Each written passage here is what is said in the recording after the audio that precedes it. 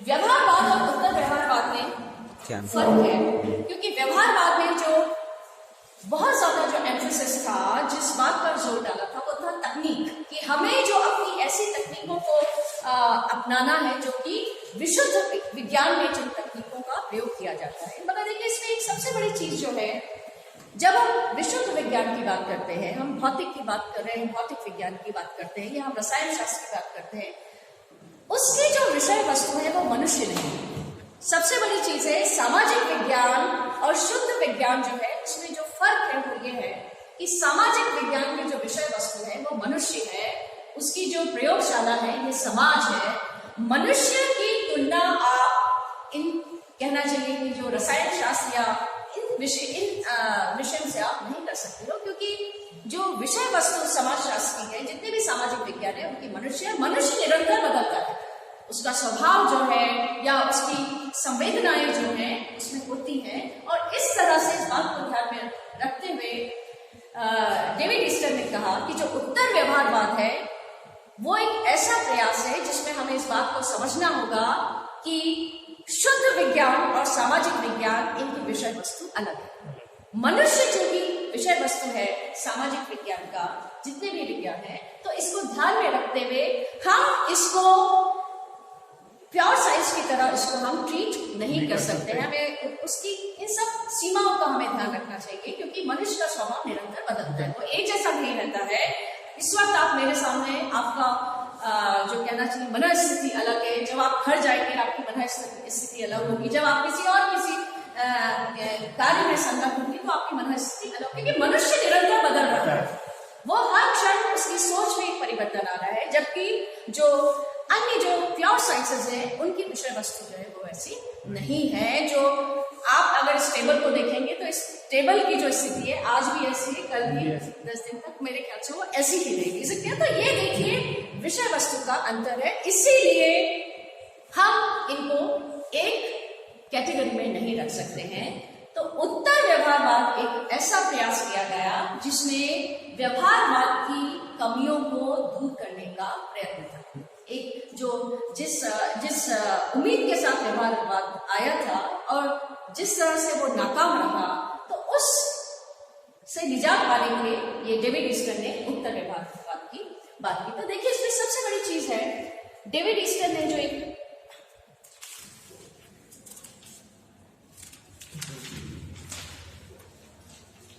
सबसे बड़ी बात जो उन्होंने इसमें जो कुछ मान्यताएं जो है वो है प्रविधि से पूर्व साम, substance must come before technique, क्योंकि व्यवहारवाद ने पूरा जो जोर था वो तकनीकों पर दिया था, मगर उत्तर व्यवहारवाद ने कहा कि तकनीक से जरूरी जो हमारे लिए है वो है सब्सटेंस, जो है, जो सार है, जो समस्याएं हैं वो ज्यादा जरूरी है।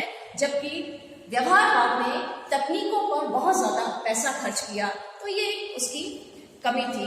दूसरा, सामाजिक परिवर्तन पर बल देखिए, इसने एक दूसरी बात बताई उत्तर व्यवहारवादी की सामाजिक, क्योंकि समाज जो है वो निरंतर बदल रहा है, मनुष्य का स्वभाव चूंकि एक जैसा नहीं रहता, निरंतर उसमें बदलाव होते हैं, तो हमें इस बात को स्वीकार करना होगा कि इस परिवर्तन पर हमें सोचना होगा। इसका विशेष महत्व है। समस्याओं के विश्वसनीय निदान की आवश्यकता, जो हमारी सामाजिक समस्याएं हैं उन पर हमें उनको एक ऐसी कहना चाहिए तकनीकों को अपनाना चाहिए जिससे कि उन समस्याओं का समाधान हो सके। और मूल्यों की महत्वपूर्ण भूमिका, जो मूल्यों को जिस तरह से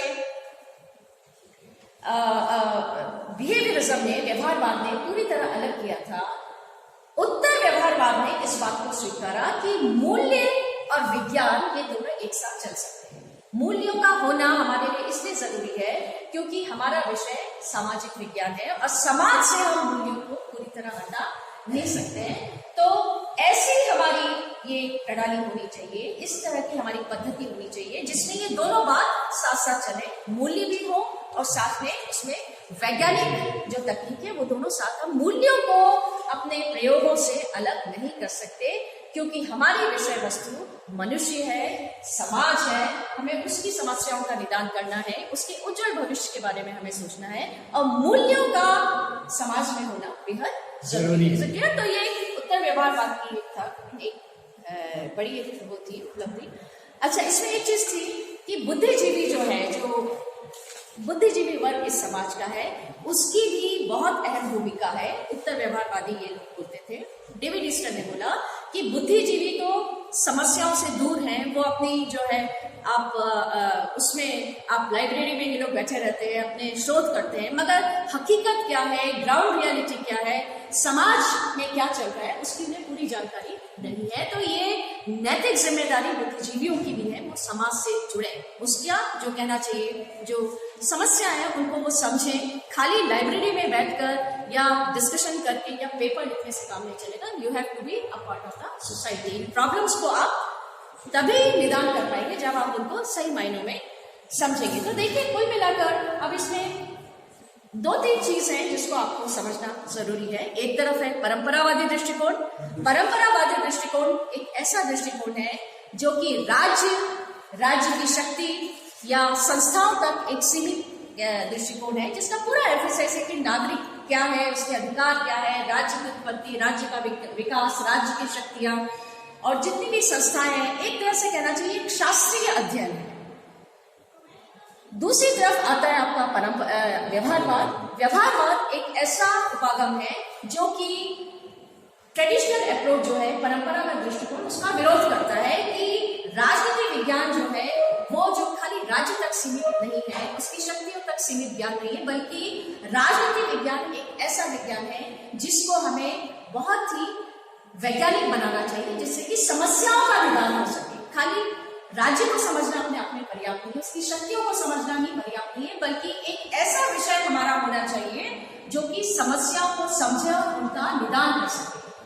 तीसरी जो बात है वो है उत्तर व्यवहारवाद। उत्तर व्यवहारवाद जो है वो व्यवहारवाद का ही कहना चाहिए एक विकसित रूप है, जो व्यवहारवाद की जो कमजोरियां हैं, उन कमजोरियों का निवारण करके, उनको एक तरफ करके, उसको उसकी सीमाओं को और विकसित करने का, बढ़ाने का एक प्रयत्न है, जिसमें कि ना तो ये पूरी तरह शुद्ध विज्ञान है, बल्कि साथ ही इसमें एक मूल्य से जुड़ा हुआ एक ऐसा विज्ञान है जिसमें मूल्य और विज्ञान दोनों को साथ रखकर चलने का प्रयास किया। Is it clear? तो दिस इज ये तीनों चीजें देखिए जो आपको ध्यान में रखनी है कि जब हमें परंपरावादी दृष्टिकोण की बात करते हैं, एक व्यवहारवादी दृष्टिकोण की जब बात करते हैं, उत्तर व्यवहारवादी दृष्टिकोण की बात करते हैं। परंपरावाद बहुत पुराना है, जो सदियों से, खास तौर से जब आप ग्रीक थॉट, जैसे मैं कई बार बोलती हूँ कि हमारे विषय का आरंभ जो है वो यूनान से ही होता है, क्योंकि यूनान में जितने भी आपने जो नाम सुने, चाहे वो सुकरात है, चाहे प्लेटो है, अरिस्टोटल है, पहली बार इन विद्वानों ने राज्य के बारे में सोचना शुरू किया कि राज्य क्या है, राज्य की आवश्यकता क्या है, राज्य की क्या शक्तियां होनी चाहिए, मनुष्य और राज्य में क्या संबंध होने चाहिए। तो आरंभ जो है आपके विषय का यूनान से होता है, और धीरे धीरे पूरी देखिए जो यात्रा चलती है कि किस तरह से राजनीति विज्ञान जो है आधुनिक शब्द है, जो कि व्यवहारवाद की ही कहनी चाहिए, कि जो सेकेंड वर्ल्ड वॉर से हमारे सामने आया, उससे पहले पॉलिटिकल साइंस नहीं था, राजनीति शास्त्र के नाम से इसको जाना जाता था, एक शास्त्रीय अध्ययन कह सकते हैं आप, ये हुआ करता था। मगर आधुनिक ये जो आपका जैसा पेपर है, आप जानते हैं, ये जो इसमें सारे टॉपिक्स ऐसे हैं जो पॉलिटिकल साइंस जो आपका एक आधुनिक, उसको जब नाम दिया गया, उसको नई परिभाषा दी गई, उसके सामने कुछ नई चुनौतियां जब आई, तो ये व्यवहारवाद के नाम से या उत्तर व्यवहारवाद, और इसके बाद भी हम जितने भी टॉपिक्स उसमें देखेंगे वो सारे कंटेम्परेरी, जिसको बोलना चाहिए कि सेकेंड वर्ल्ड वॉर के बाद, जैसा एक चीज मैंने आपको कल और बताई थी, देखिए विश्व राजनीति में द्वितीय महायुद्ध जो है वो एक बहुत महत्वपूर्ण घटना थी, क्योंकि इसने पूरे विश्व को बदला था। कैसे बदला था? उससे पहले साम्राज्यवादी ताकतें थी, कई सारे इंपीरियलिस्ट आप जानते हैं, एशिया के कई ऐसे देश थे जो गुलाम थे, अफ्रीका के कई मुल्क थे जो गुलाम थे।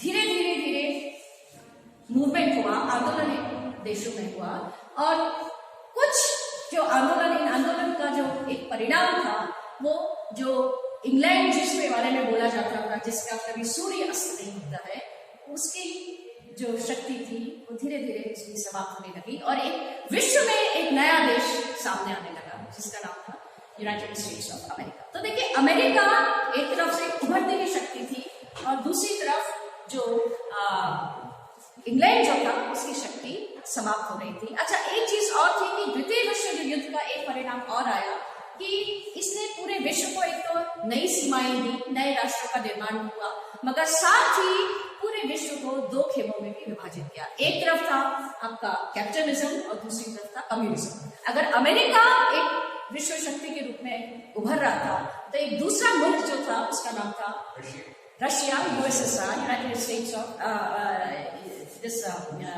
रशिया, जिसके 16 पहले गणराज्य हुआ करते थे। तो दो बड़ी शक्तियां जो थी इस विश्व में हुई और इनमें टकराहट थी।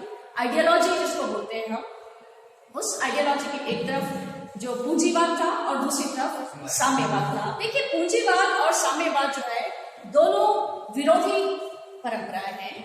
पूंजीवाद का मूल जो है वो है व्यक्ति, कि व्यक्ति अगर खुश है तो समाज भी खुश होगा। ये देखिए सबसे बड़ी चीज है। अच्छा, पूंजीवाद कहता है कि व्यक्ति को आप खुला छोड़िए, व्यक्ति जितना वो स्वतंत्र रहेगा, राज्य को हस्तक्षेप कम से कम करना चाहिए। ये है पूंजीवादी अवधारणा, जिसका नेतृत्व अमेरिका करता है। दूसरी तरफ जो साम्यवाद था, जिसका नेतृत्व रशिया कर रहा था उस वक्त, साम्यवाद जो है व्यक्ति से पहले समाज को महत्व देता है, कि अगर समाज खुश है तो व्यक्ति भी प्रसन्न रहेगा, क्योंकि समाज पहले है, व्यक्ति बाद में। ये साम्यवाद बोलता है, जबकि पूंजीवाद क्या बोलता है कि व्यक्ति पहले। ये बेसिक डिफरेंस है, और इस डिफरेंस ने पूरे विश्व को सेकेंड वर्ल्ड वॉर के बाद दो खेमों में विभाजित किया था।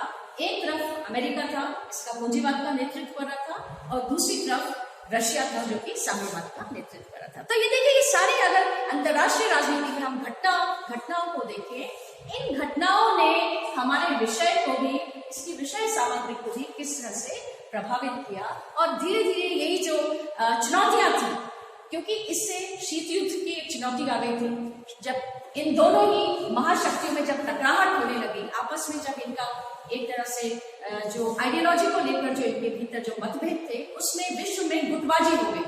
कुछ ऐसे मुल्क थे जिन्होंने अमेरिका के कैंप को ज्वाइन किया, कुछ ऐसे मुल्क थे जिन्होंने रूस के कैंप को ज्वाइन किया। आपस में एक डर का माहौल, एक नफरत का माहौल जो था पूरे विश्व में नजर आने लगा। तो व्यवहारवाद ये जो आंदोलन है, उसने इन सारी समस्याओं को समझने का प्रयास किया, उन चुनौतियों को समझा और उनका निराकरण कि कैसे ये जो भय का वातावरण है, ये हिंसा का वातावरण है, ये आतंक का वातावरण है जिससे पूरा विश्व जूझ रहा है, उसको हम उस समस्या का निदान करें।